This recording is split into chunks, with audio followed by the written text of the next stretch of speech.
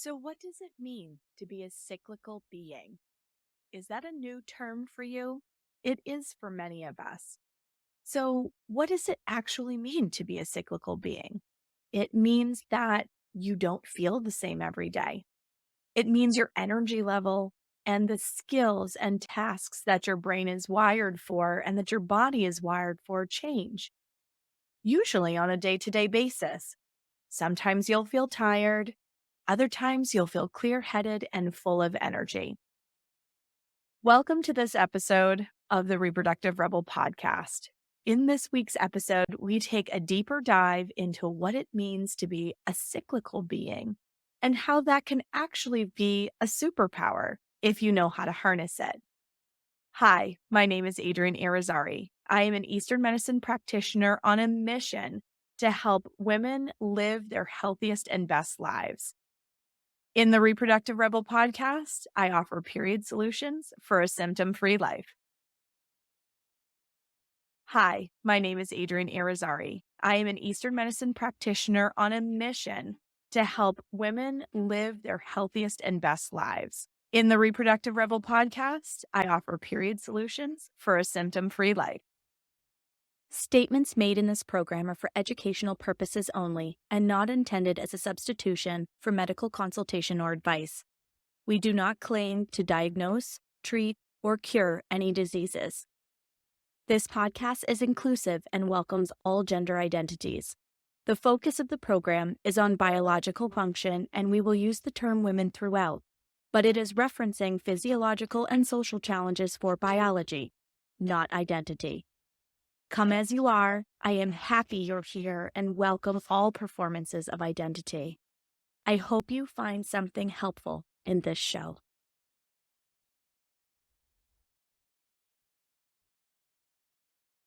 Welcome back to another episode of Reproductive Rebel. I have been talking over the course of the last few weeks about the actual biology behind how your body works. So all of the phases of your cycle, menstrual, follicular, ovulation, and luteal, what they all mean, what's going on in your system. So if you haven't caught any of the episodes for the last few weeks, I highly suggest you go back to the basics of the body and work your way through, because we go into a deeper dive about all of these topics. Because it all leads up to, what does it mean to be a cyclical being? And that's what we're going to talk about today. So what does it mean to be a cyclical being? It means that your body has different energy changes all throughout the month.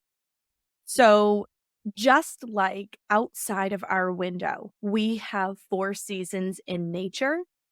Inside of our bodies as women, we have 4 seasons or 4 phases.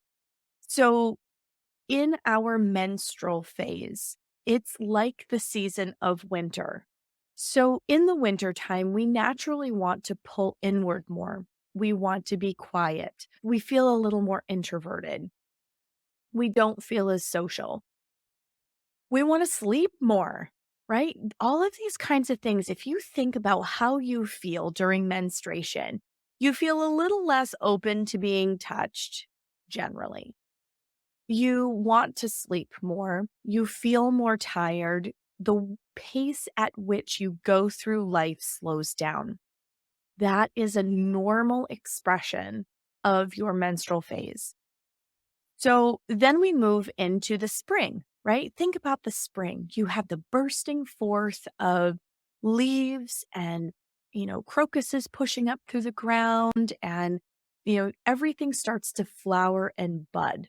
There is this movement, this energy, this beginning kind of feeling to it. And as you go through the spring, things start to flower and flourish more and more and more as you get closer to summertime. That is the energy inside of your body during the follicular phase. Because, like we covered before, during the follicular phase, you are literally ripening the endometrial lining and the development of the follicle that's going to be released at ovulation. Ovulation is like the middle of the summer. So it's that bright, long days, lots of heat. Everybody, is going places and doing things. And, you're starting to harvest from your plant. Everything is in full bloom and full energy. That is the energy of ovulation. This is where you feel like being more extroverted. You want to network, be social, do the things, right? And then autumn is the luteal phase.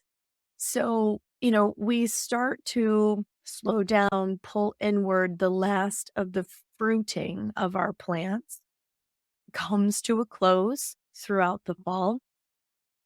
And we start slowly turning inward in preparation for the winter season.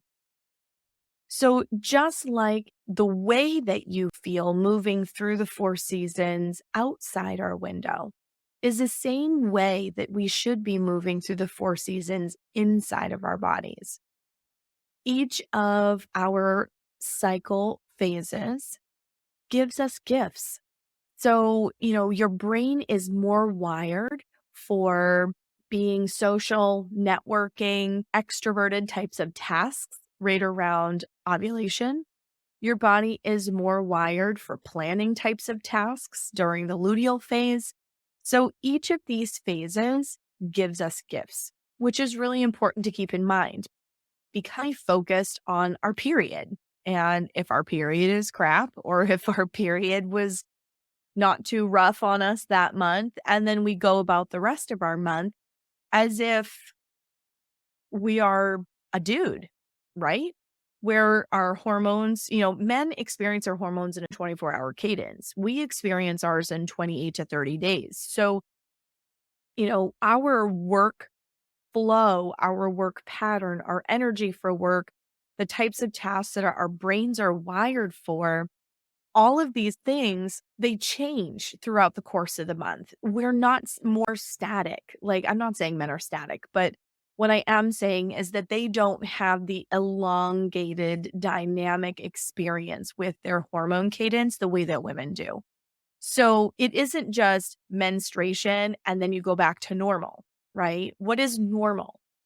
So, because we don't talk about our menstrual cycles and the phases of our cycle, and the fact that our energy levels and the way that our brains work change all the way through these cycles, we don't really acknowledge in general that we are cyclical beings. I'm slowly starting to see more and more out there about it. Like, I see Kate Northrup has talked about it. She talks about it in her book, Do Less. She talks about it in her work. I've seen classes being offered by some people about like cyclical living. I did an episode last season with Rock Hancock, and we talked about exercising in the different phases. But in general, we don't acknowledge that we are cyclical beings. And that's actually where a lot of menstrual dysfunction stems from, because we can't stay in that spring and summer energy all month long. We just can't. Our bodies don't have the energy for it. They don't have the capacity for it.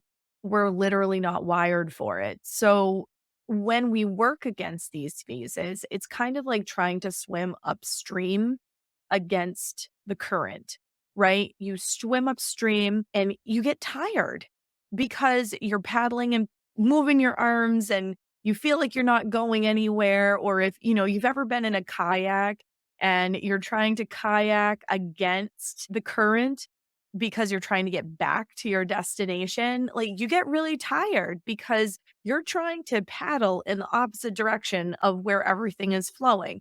And for the vast majority of women, that's what we do all month long. We try to paddle against the tide or the current or whatever we want to use for a metaphor here. Like, we keep trying to paddle against it and it just doesn't fucking work. It doesn't work because we get tired. And when we get tired and we expend all that chi, not working with the natural gifts that our cycle gives us, we get tired.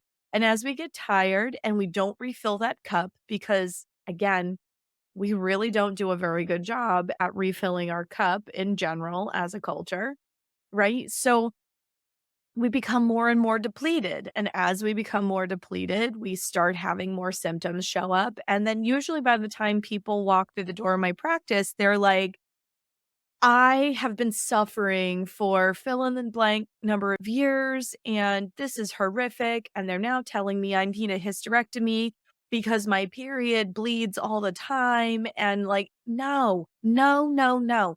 People, if you learn to care for your body the way that it shows up every month because you're a cyclical being, you are going to find you can do 4 times as much with a hell of a lot more ease, less illness, because you're not constantly challenging your resources. So during menstruation, keep yourself warm, slow your pace of life down. So I did an episode at the end of last season in December where we were talking about slowing down and the stillness and the importance of stillness in the wintertime for our kidney health. Those principles totally apply when we're looking at the menstrual phase. Keep yourself warm, rest a little more, nice, easy to digest food. Little tiny changes like that to the way that you're moving through the world is going to make a total difference in the way that your period shows up, how many cramps you have, how strong you feel when you come out the other end. All of those things really do matter and they do add up. Then as you're coming, please, please, please, okay, this is another beef of mine and I'm raising awareness about this, not to be critical, but because people don't know what they don't know, right? So because our hormones change throughout the entire month, sometimes we're more susceptible to injury, sometimes we're more wired for more rigorous activities. So, this change in our hormone pattern dictates what we're capable of physically in terms of exercise and the demands on our system. So, when I go into fitness forums on Facebook and other places, and I see women in there going, help prop me up, ladies, because I'm super tired today, but I know that I need to go to the gym because they're trying to exercise in a fixed pattern like they're a dude. And you have a whole bunch of people chiming in with their well wishes and girl, you got this and all of that, which I think that is a beautiful thing. Community and the support and sisterhood around supporting other women, I think is super valuable and incredibly important. But I'm always that jerk that writes a note in there and goes, but what day of your cycle are you on? And 9 times out of 10, they're on like day 3 or day 4. You are still in the middle of your bleed. This is why you're tired. You're tired because your body's already doing a big process. Girl, relax. Give yourself a few days and then try to go back and do it. And I bet you anything, you're going to do just fine. You're going to feel just fine. You're not going to feel like a wrung out dish rag, that you're exhausted and you don't have the energy to do it. You don't have the energy because that's not what your body is wired to do at that time. So you can move. I'm not saying be a couch potato either, because gentle movement, mindful movement during your period is very important because it helps to keep your circulation moving. And for some women, that actually helps to mitigate pain. For others, it's heat. But for, a lot of women, that mindful movement, it could be yin yoga, it could be qigong, you could stand on a vibration plate, you could do a little bit of bouncing on a rebounder as long as you don't have any prolapse signs or know that you have prolapse. There's a whole bunch of things that you can do that are gentle. You can go outside for a walk. And I'm not talking a power walk. I'm talking like gentle walk, right? You can do all of those things during your period. So you're still working towards your fitness goals. You don't have to couch potato it, but your body isn't wired with the right hormone pattern to be trying to do 280-pound deadlifts when you're bleeding. You're just not built for that. It doesn't mean you can't do it. What I am saying is that when you have a rise of testosterone and you have the right hormone configuration, which is going to be closer to ovulation, go ahead. That's where you're going to set your personal record, girl, because you're built for more rigorous activity at that point. You're not going to get hurt. When you're trying to do super heavy lifting, when you're in that progesterone driven phase and your luteal phase, you are more susceptible to injury. So I'm an advocate, and I'm using weight training as like the container to explain this all in, but your body needs movement all month long, but that movement changes. Just like the seasons outside the window, your energy level changes because your hormones change. So that deep dive that we've done over the last few weeks, looking at the phases of the cycle and how the cycle shows up and what your body is biochemically doing during these different phases, now that you have that foundational understanding, you can then practically apply it in your life and look at menstruation as a time for rest. You're only looking at 4 or 5 days of bleed, and it will stop when it's supposed to if you're not pushing too hard.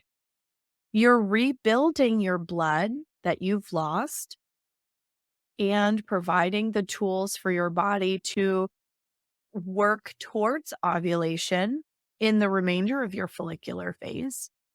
But you're going to have more energy. You slowly start to feel like you're coming out of your shell with the rise of your FSH levels, and you want to be more social. You want to go out. You want to do things. And with that comes increased activity level, right? You're still not deadlifting on day 10 of your cycle, but maybe you're deadlifting, but you're not personal record deadlifting. Like, you're lifting for weight training. That muscle tug on bone is very helpful, particularly for women who are over 35. Weight training 2 or 3 days a week is awesome for you, but you calculate your weight based on where you are in your cycle. So I lift all cycle long. I lift 3 days a week, but my weights are lighter when I'm in the middle part of that follicular phase. When I'm getting closer to ovulation, I max that shit out and I see how hard I can go, how heavy I can go, right? I get a really good stretch, about a week, because into the early luteal phase, I'm feeling pretty good in terms of heavy weights too. And then as the luteal phase progresses, I start to back the weight down. I'm still weight training. I'm still working towards my goals. I've lost tens of inches off my body. So it works. It's just not that Amazon Prime kind of quick fix that so many people are looking for. So be mindful with your movement in terms of where you are in your cycle. Be mindful with your activity level. You're going to be able to multitask like a boss and get 4 times the amount of stuff done between day 12 and day 21 of your cycle. You're going to be able to do a ton of things. And right around ovulation, which on average for most people is in that 13 to 16 day range, right? That's where you're going to be able to do the most in terms of the physical demands, mental demands, emotional demands. If you tend to get overstimulated with little kids' birthday parties, it's not going to feel quite as awful to you around ovulation. But if you're trying to do it during, if you're a highly sensitive person or an empath, or you just get really overstimulated with sounds and the environment during your period, it's going to feel like next level torture. And a lot of it just has to do with the energy, your chi, your resources in your body, and how they ebb and flow through the entire month. So, menstruation is rest, follicular phase, you ramp up. Ovulation is like the full moon and it's bright and you're vibrant and you can do all the things that you want to do. And then I feel really good in my early luteal phase. My brain is very clear. I feel like it just clicks along the tracks and I can do a lot of things, but it's all like planning and organizing and those types of tasks because then as I get closer to menstruation, I can feel my energy levels start to drop. I start to pull inward more. I feel a little more introverted. And then by the time I get to menstruation, I just want to live in a cave by myself. And I know that this is the experience for a lot of women. So, hold space for yourself because that's what being a cyclical being is. And I hear a lot of women shit talk themselves about, well, I should be doing this. I should be doing that. Oh, those dishes are still in the sink. I need to do this. We have this long list of family activities and all of this planning and this and that and the other thing, right? We do a lot of invisible work as women. And this is why periods in like January are some of the worst of the whole year because so much of the magic of the holiday season falls to the invisible work that women do in our family units. Between Thanksgiving and all of the holidays, no matter what your religious background is in December. And the thing is our natural energy, right?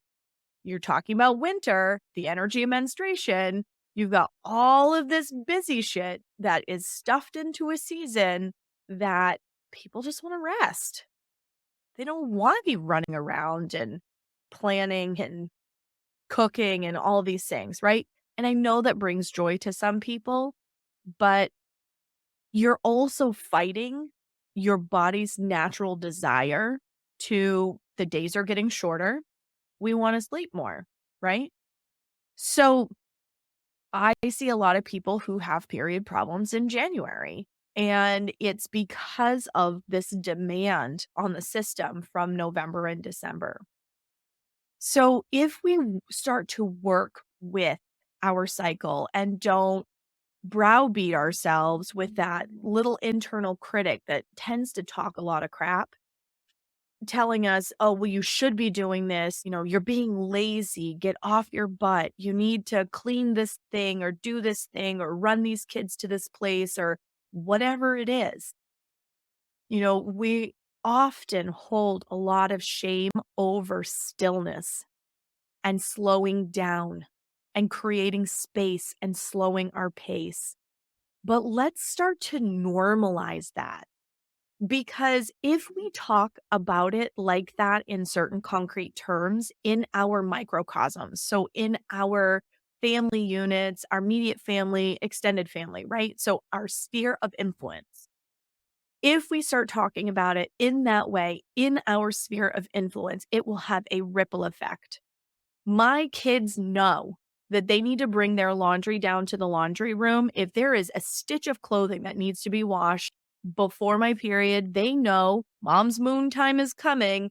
I have to get my clothes down to the laundry room or I'm going to be naked, right? So if we start thinking about it in that way, get stuff done ahead, meal prep ahead, get your laundry done ahead, like those types of things, little ways that you can create space for yourself so that you can rest when you need to rest. You're going to find that your liver chi is not going to be so stagnant. You're going to have less pain problems. The flow is going to be better. The faucet's going to turn off when it's supposed to. And if you're honoring the fact that you have these changes in your energy level, in the skills that your body is wired for all throughout the month, that you're not going to have as much trouble with PMS because you're going to have the energy for it. You're also going to know that you need to manage your stress more in the luteal phase because you're more sensitive to how stress shows up in your body, hence why we get PMS. So, learning to work with the gifts of all of these phases is critically important in terms of dealing with your menstrual issues. So, I'm going to recommend to you to check out Body Basics. So, we did a high level overview in these podcast episodes of what's going on in each of the phases of your cycle. But start with Body Basics. It's going to give you a little bit of a deeper dive into the nuts and bolts of what's going on in your system. Then go check out Not Your Mama's Menstrual Course, because that does a deeper dive into the energetics of your cycle and how your body changes throughout the month, the gifts that you have, the areas where you should be more mindful in each of these 4 phases so that you are empowered to be the driver of your bus.